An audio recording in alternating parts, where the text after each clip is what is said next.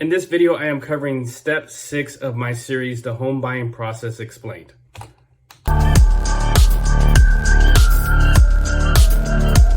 Now, this is a pretty big step in our series, which is a total of 8 steps. But in step 6, we're going to be covering home inspections, disclosures, reports, and repairs.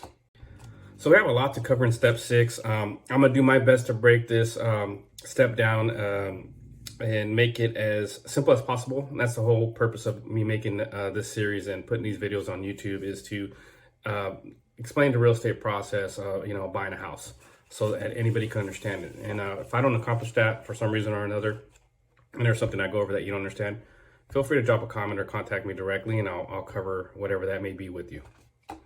So I'm going to start off with home inspections. As a buyer, it's your duty to schedule any desired inspections that you want done to the home, and to determine the overall condition of the property within the timeline that is agreed upon on the contract.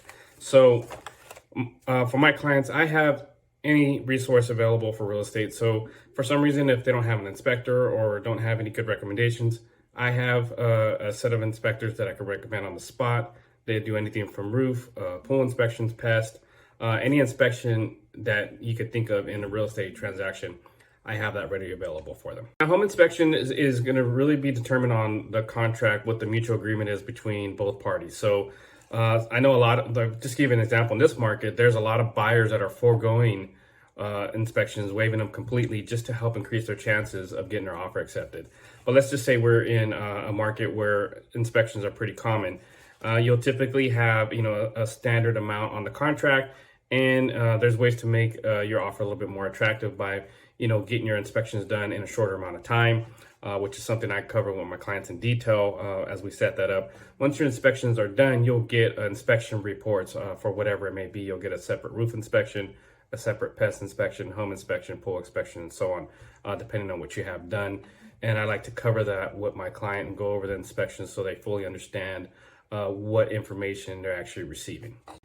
The next category in this step is disclosures. You as a buyer will have time to review the disclosures that will be sent over to us from the selling party, and you also will review the preliminary report, and then if you have questions, of course, I always make myself available for my clients to make sure they fully understand what they're reading. There's so much in real estate documents that just sometimes that doesn't make sense whether in the business or not. So I make sure my clients fully understand what they're reviewing before they sign it, and then we send it back to the selling side.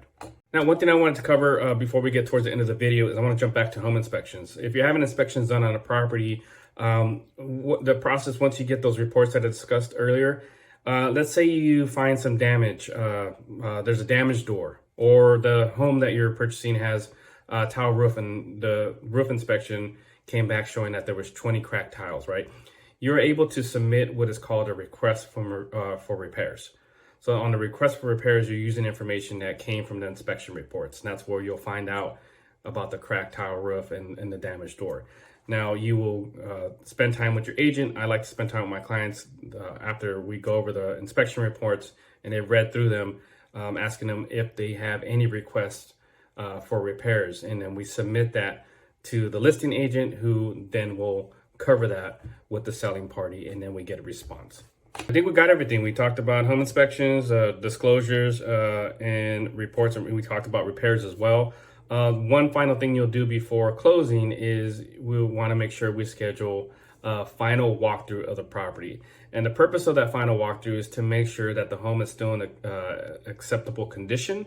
And if we had repairs requested, we also at this point will verify that they got done and to your liking as well.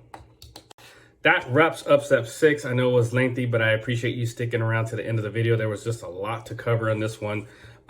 Please hit that like button for me if you appreciate the content that I'm sharing with you. Subscribe to the channel already, and share this with anybody, friends and family that you know that may have questions about the home buying process, or even have them reach out to me directly, and I'll love to answer any questions that they have.